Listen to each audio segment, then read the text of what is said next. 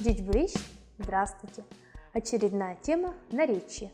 Наречие в удмуртской грамматике – это часть речи, которая обозначает признак действия и отвечает на вопросы.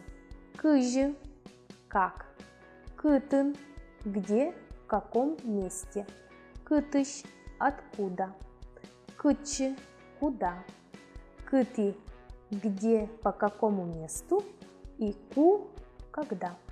Наречие по падежам не склоняется. Некоторые примеры.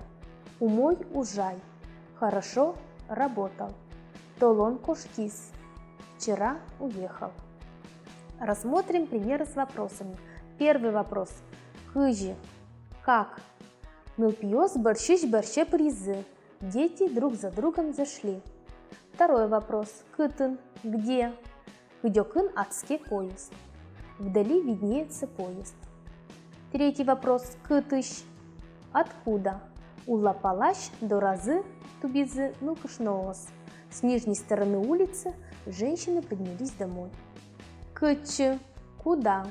Щерло кошки занае. Далеко уехала мама. Кыты. Где? Егитьёс хоть кыты гурлало. Молодежь повсюду веселится и поет. Ку. Когда? Джитаже выез автобус.